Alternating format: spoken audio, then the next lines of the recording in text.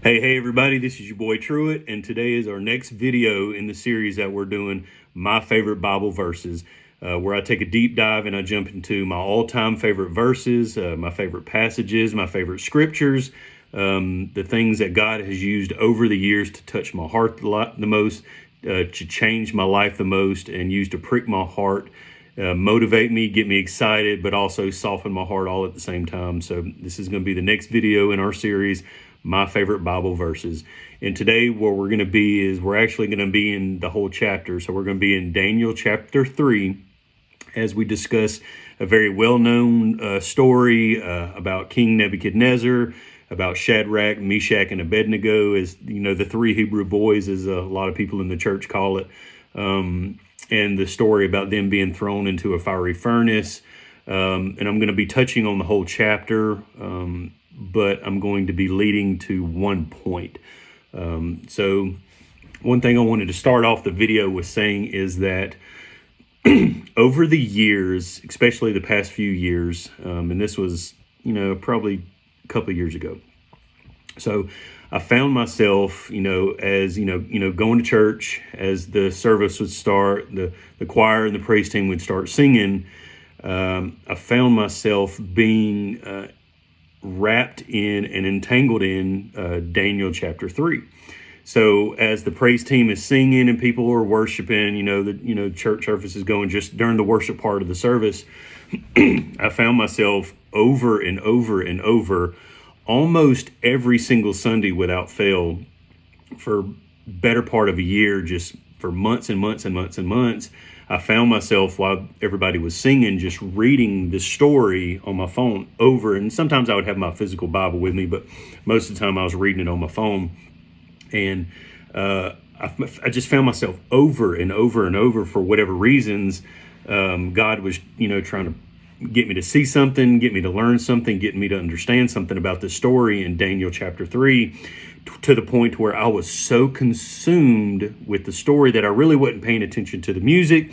I wasn't paying attention to the songs and the singing. I was literally just, the entire time while everybody's singing and worshiping, I'm just reading this story in Daniel chapter 3 over and over and over and over again. And I would be scrolling, and I'm pretty sure at some point people thought I was just on my phone playing, during church, just, not paying attention, just, fiddling with, crap on my phone. But little did I know that I would take this several month journey of just diving into this chapter just over and just consumed with it almost. And just the Lord pricking my heart with some certain things. But this happened just countless times over the period of several months.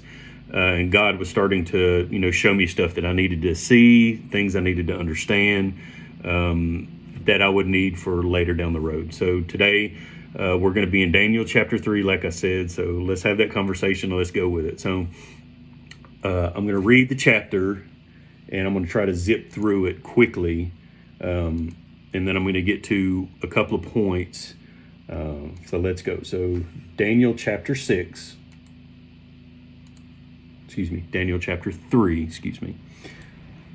All right, Daniel chapter 3, and the title in my Bible is called The Image of Gold and the Blazing Furnace.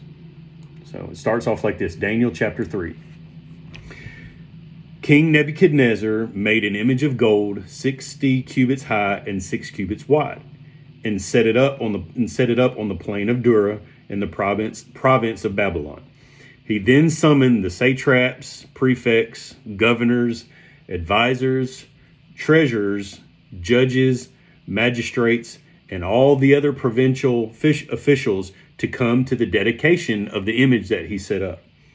So all the satraps, prefects, governors, advisors, treasurers, judges, magistrates, and all the other provincial officials assembled for the dedication of the image that King Nebuchadnezzar had set up. They had made a golden image, and they stood before it. Then the herald loudly proclaimed, "Nations and people of every language, this is what you are commanded to do. As soon as you hear the sound of the horn, flute, zither, lyre, harp, pipe, and all kinds of music, You must fall down and worship the image of gold that King Nebuchadnezzar has set up. Whoever does not fall down and worship will immediately be thrown into a blazing furnace. Therefore, as soon as they heard the sound of the horn, flute, zither, lyre, harp, and all kinds of music, all the nations and peoples of every language fell down and worshiped the image of gold that King Nebuchadnezzar had set up. At this time, some astrologers came forward in denouncing the Jews. They said to King Nebuchadnezzar, "May the king live forever. Your Majesty has issued a decree that everyone who hears the sound of the horn, flute, zither, lyre, harp, pipe, and all kinds of music must fall down and worship the image of gold, and that whoever does not fall down and worship will be thrown into a blazing furnace. But there are some Jews who you have set over the affairs of the province of Babylon, Shadrach, Meshach, and Abednego, who pay no attention to you, Your Majesty. They neither serve your gods nor worship the image of gold that you have set up." Furious with rage, Nebuchadnezzar summoned Shadrach. So basically, Shadrach, Meshach, and Abednego, they got snitched on. King Nebuchadnezzar had this, golden statue, this graven image, this idolatry image, you want to call it. They had it erected and had it built, and basically everybody was told, you bow down and worship to it. And Shadrach, Meshach, and Abednego was not bowing down to it, and they were not worshiping that golden statue. So now we get to the part where they were snitched on, and King Nebuchadnezzar had found out about it, and he was furious. So, furious with rage, Nebuchadnezzar summoned Shadrach, Meshach, and Abednego. So they had some standing in the community. They were officials, so they had some political standing. So they weren't just commoners. They were well known enough, and they worked for the king. So these men were brought before the king, and Nebuchadnezzar said to them, "Is this true, Shadrach, Meshach, and Abednego, that you do not serve my gods or worship the image of gold I have set up? Now, when you hear the sound of the horn, the flute, zither, lyre, harp, and pipe, and all kinds of music, if you are ready to fall down and worship the image that I made, very good. But if you do not worship it, you will be thrown immediately into a blazing furnace. Then what God will be able to rescue you from my hand?" Shadrach, Meshach, and Abednego replied to him, "King Nebuchadnezzar, we do not need to defend ourselves to you in this matter. If we are thrown into the blazing furnace, the God we serve is able to deliver us from it, and he will deliver us from it, from your Majesty's hand. But if he does not, we want you to know, Your Majesty, that we will not serve your gods nor worship the image of gold you have set up." Then Nebuchadnezzar was furious with Shadrach, Meshach, and Abednego, and his attitude towards them changed. He ordered that the furnace heated 7 times hotter than normal, and commanded some of the strongest soldiers in his army to tie up Shadrach, Meshach, and Abednego and throw them into the blazing furnace. So these men, wearing robes, trousers, turbans, and other clothes, were bound and thrown into the blazing furnace. The king's command was so urgent and the furnace hot, the furnace was so hot that the flames killed the soldiers who took up Shadrach, Meshach, and Abednego. And these 3 men, firmly tied, fell into the blazing furnace. So now we find out that King Nebuchadnezzar was so mad and irritated that Shadrach, Meshach, and Abednego did not bow down to their golden statue. He had the furnace, basically this big old oven, this fire pit, whatever you want to call it, heated 7 times hotter, had the strongest people in his army tie them up and throw them in, and that the furnace was so hot that it even killed the people that was tying up Shadrach, Meshach, and Abednego.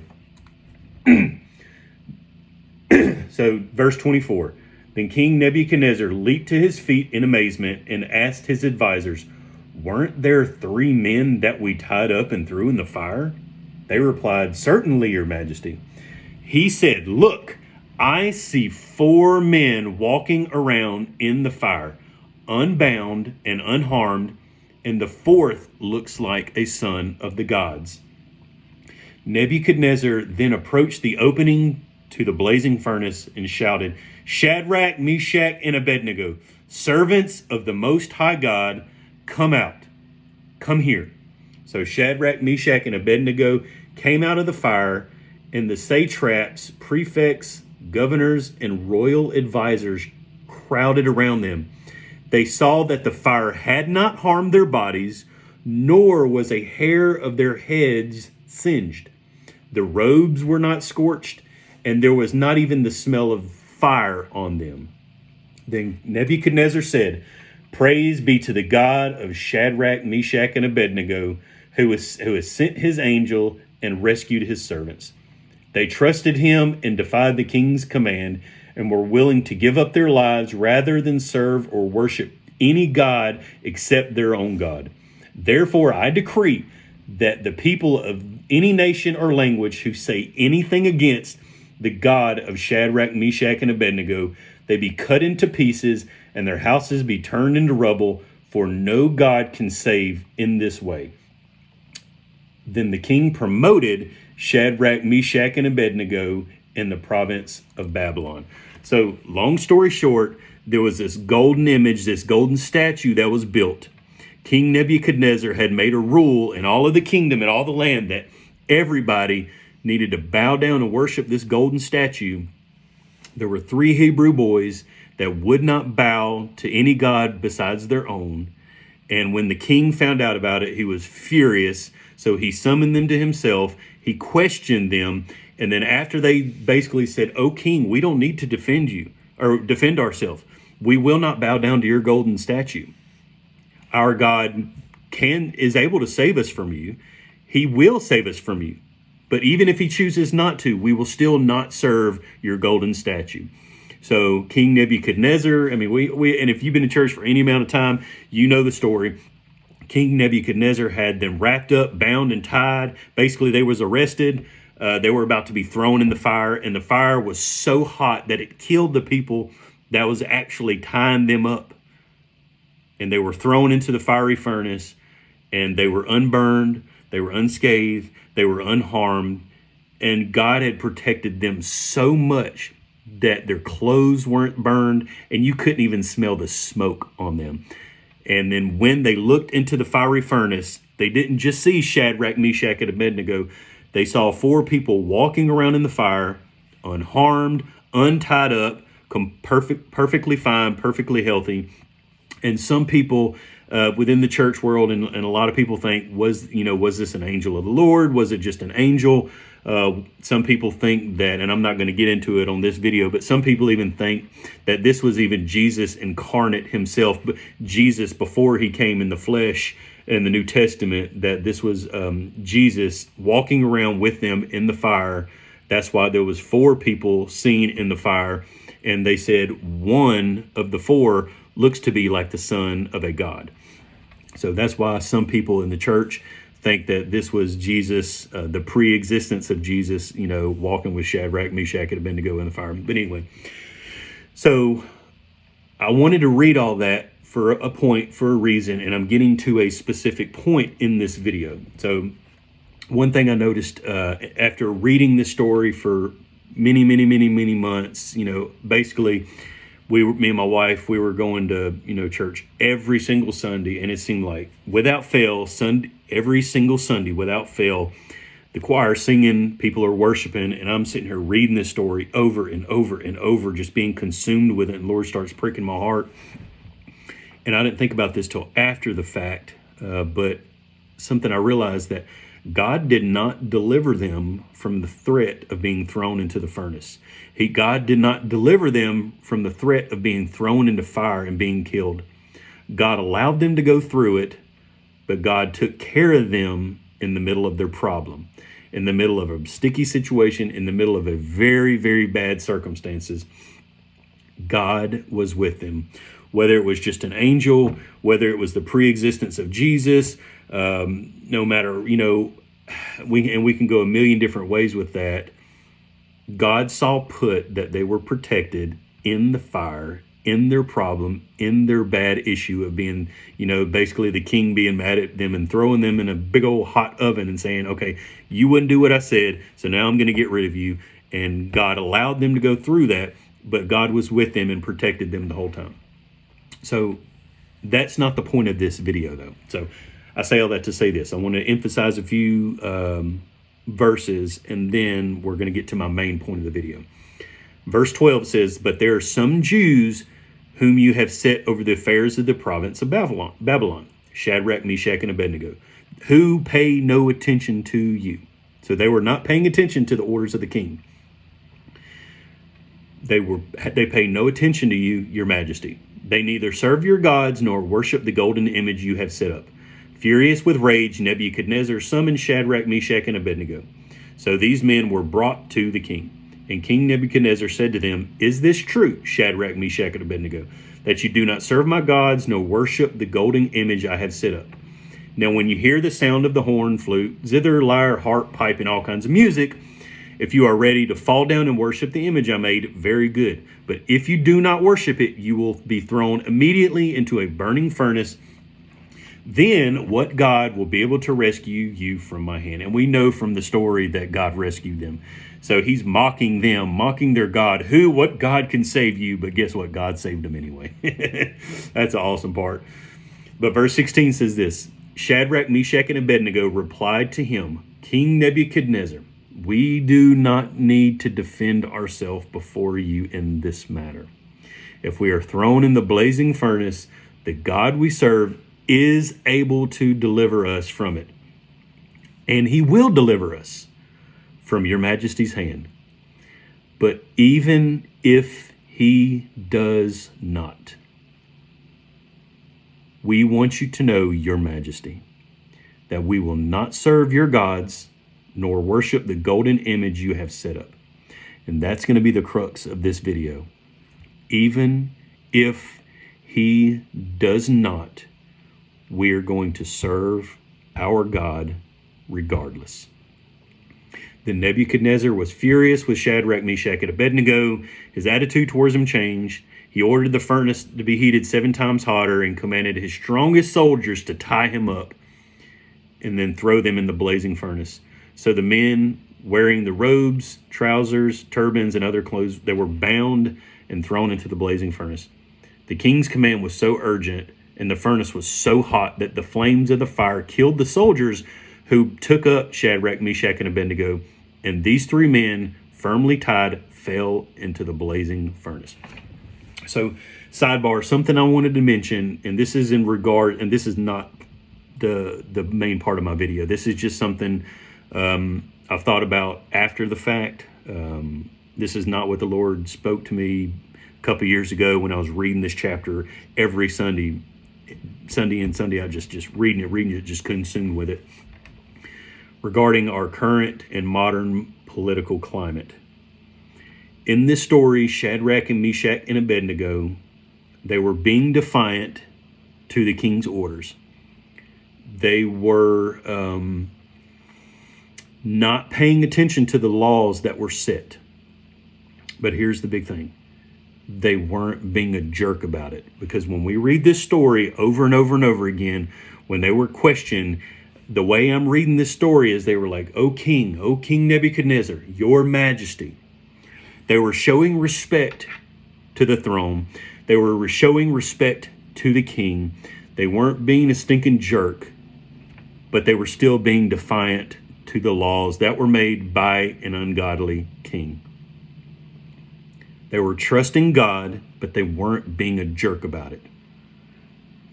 That's something that I see a huge lack of in our modern day, in our modern time, with our presidents and our government officials. And King Nebuchadnezzar and all his officials is kind of along the same lines of our presidents, our vice presidents, our governors, our senators, and our elected officials.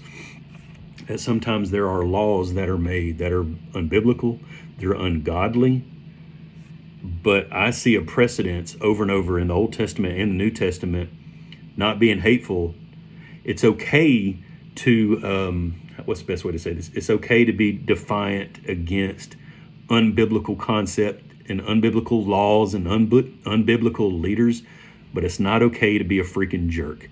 It's not okay to be helpful, because in this situation, when Shadrach, Meshach, and Abednego was being questioned and they were getting hated, and basically the king was furious at them, they still had the thought process of, "O king, O majesty." They were still showing respect. They were not going to dishonor God, but they weren't going to be a jerk to the officials either. So there's a way in today's modern time that if we can push back and we can bring kickback against, ungodly and unbiblical principles and laws and regulations and rules and, this, that, and the other. But you don't have to be a jerk about it. You don't have to be hateful about it. You don't have to be mean about it. You can honor God and not be a jerk. Anyway, so example of this is King Saul and David. There was a point that we read where Saul was trying to kill David over and over and over. But David said, "I'm not going to lay a hand on him. I'm not going to touch him, because God appointed him to be king."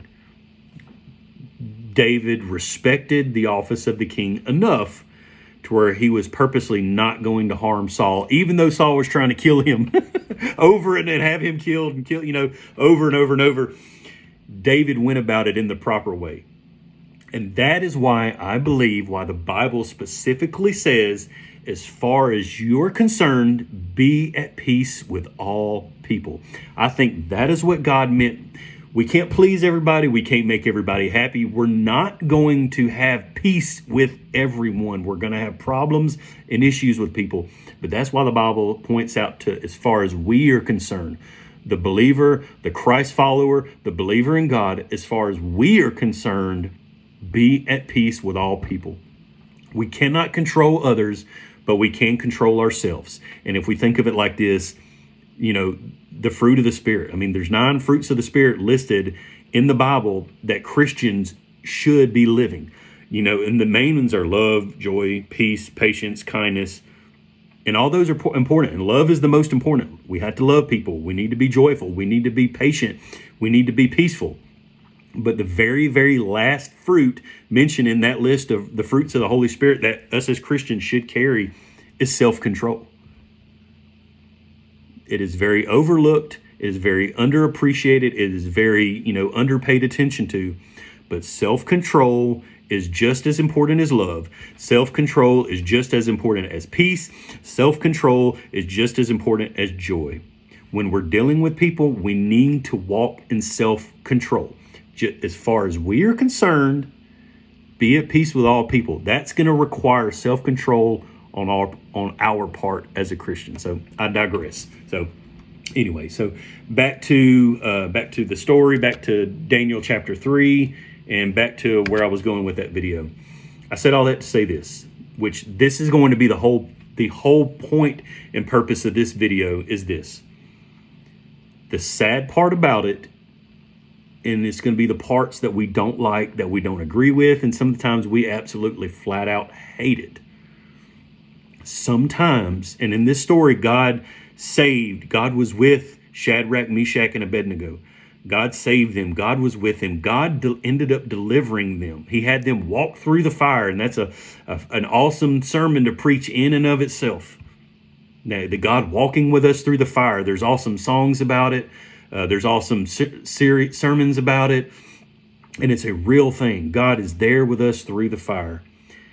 But the parts that we don't like, that we need to accept, that's crucial in our walk of faith, is sometimes God does not answer us the way we want. Sometimes God does not take away the hurt. Sometimes, if we want to just be real with it, sometimes God does not take away the pain. He doesn't do things the way we want.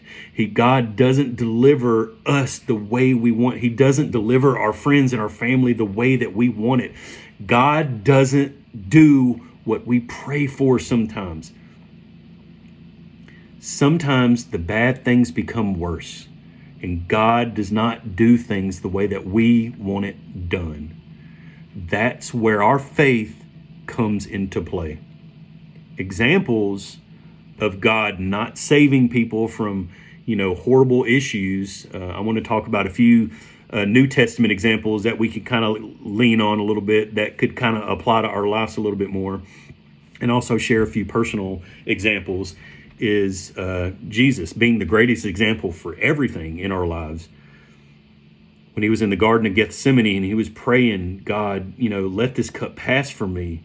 He knew what was to come. He knew that he was going to be giving himself and dying on the cross. He knew he was going to be giving up his life so that anybody that would believe in him would be reconciled to God. He knew the weight that he was carrying, and he literally said, Father, let this cup pass from me. And Jesus, in the physical sense, was basically saying, I don't want this to happen. But Jesus followed it with this statement, nevertheless, your will be done, not mine.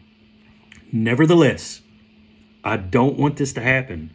And I think that's one reason why God had to come to the world in a flesh body, in a human body, to empathize with us and sympathize with us, because that he was going to take upon himself the sin and the hurt and the pain and the hate of all the world so we could be reconciled with God. I think that's why God came in a human body, so that he would know what we're dealing with, but not only know what we're dealing with, but show us how to properly deal with it. Because Jesus, even though he was carrying the weight of the sin of all the world on him, he was saying, I don't want this to happen, Father. Let this cup pass from me. But he followed it with, like I said, nevertheless, your will be done, not mine. That is one of the most powerful things I could ever think of. Another example, in Acts chapter 7, we read a story about Stephen. And people were furious at him, and he was about to be stoned. And as he was being stoned, rocks thrown at him, and he was about to be killed, he looked up and had a vision, and he saw a vision of Jesus in heaven sitting at the right hand of God. Then he died. God did not save Stephen in that terms. He did not save him from that horrible situation. He didn't save Stephen from Stephen being stoned and murdered. But the Lord was with him, and he was with him to the very last second, because Stephen saw Jesus sitting at the right hand of God in his last seconds of life. But he did not deliver Stephen from being hurt.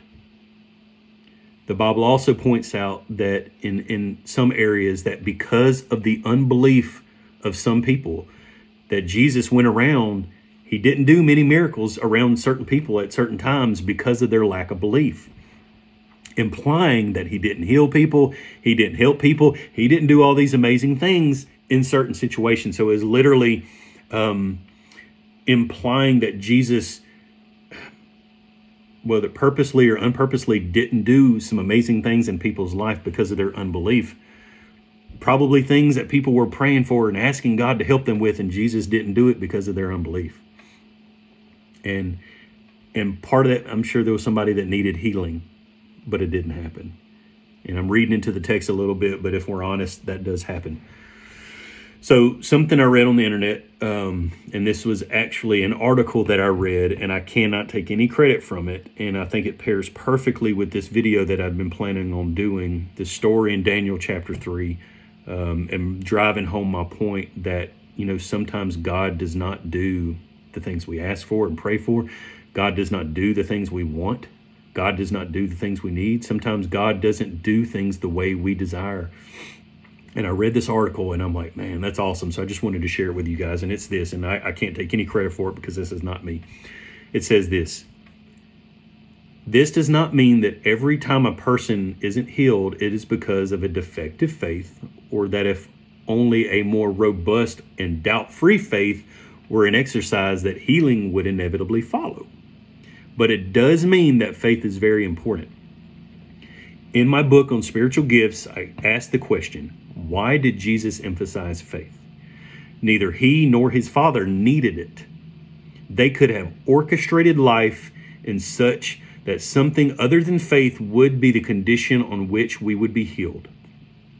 They are not hampered or hindered by the faithlessness or the prayerlessness of the sick person or those who pray for his or her healing. The reason is this: faith glorifies God. Faith points us away from ourselves to him.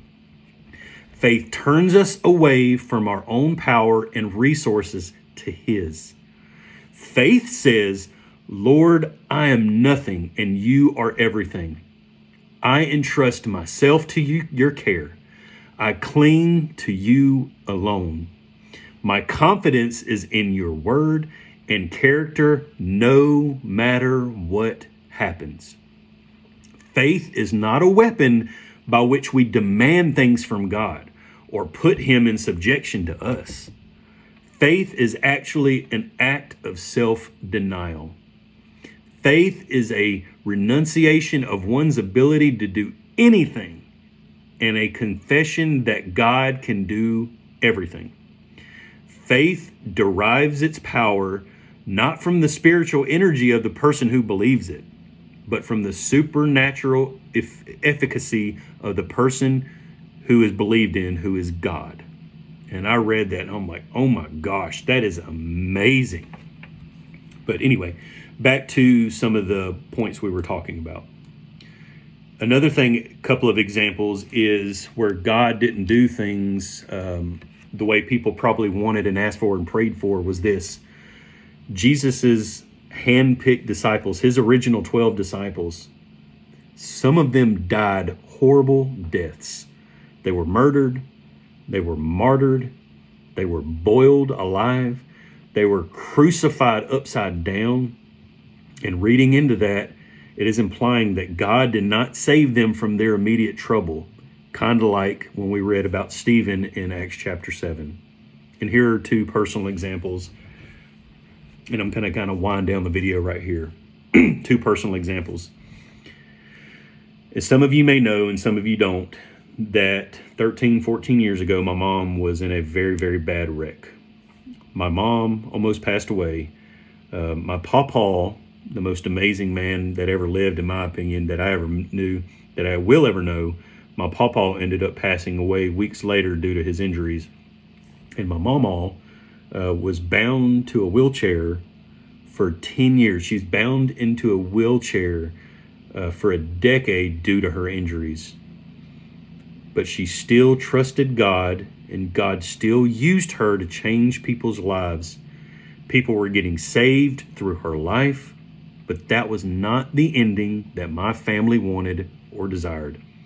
We were all praying and believing, and God in his wisdom decided to do something completely different. Did we like it? Absolutely not. But God was glorified, and many people have been changed for the better through that tragedy. Another example, my in-laws lost their daughter. My wife lost her sister. My in-laws buried their daughter, and my wife buried her sister to a horrible disease, to a horrible medical issue. They did not want that. 100% hated it. Their family was believing that God would heal her. And in one sense, she was healed.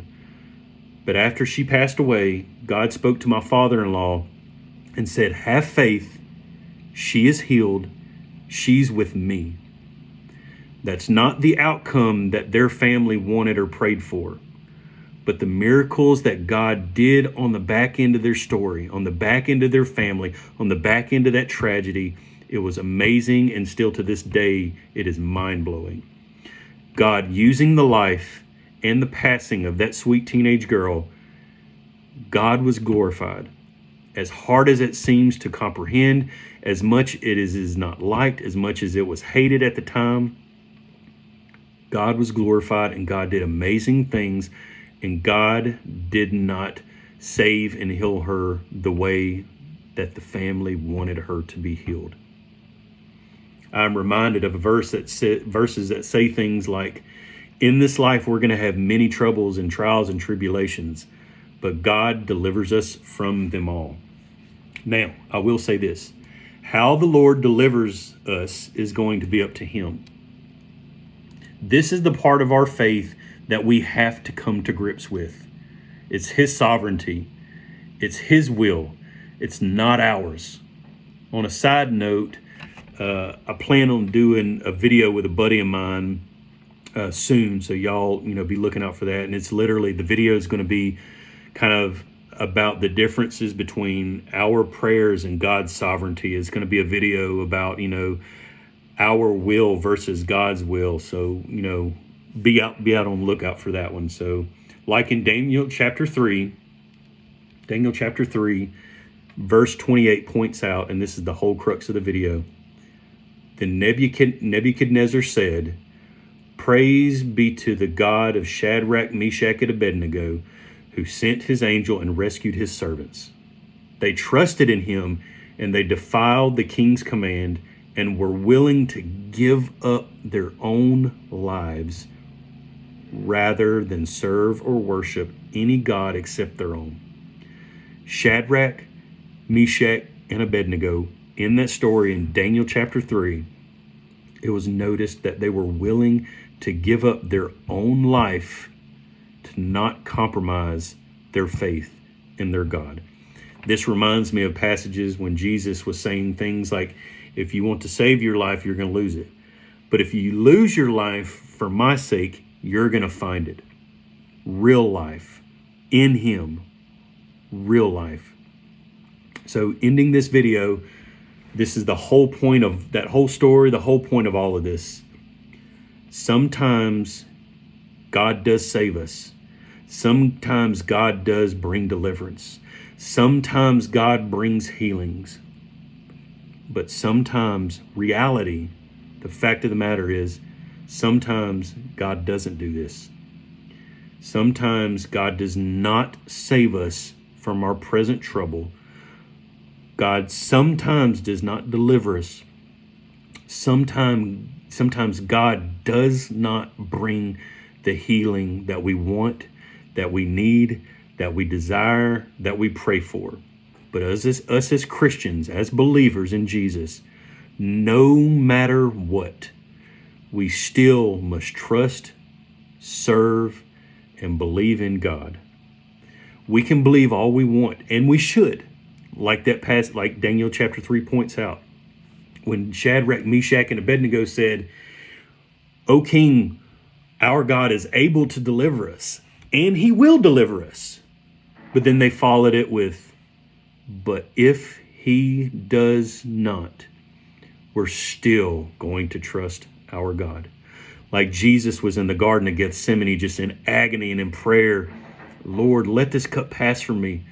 He knew how weighty this was going to be. He knew how hard of a situation that was going to be, giving his life up for those he loved the most.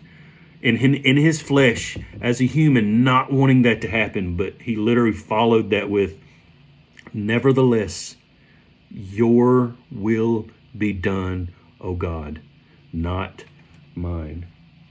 We need to believe God. We need to pray. The Bible says, make your petitions and prayers known to God. Make them known. Let God know what's on your heart.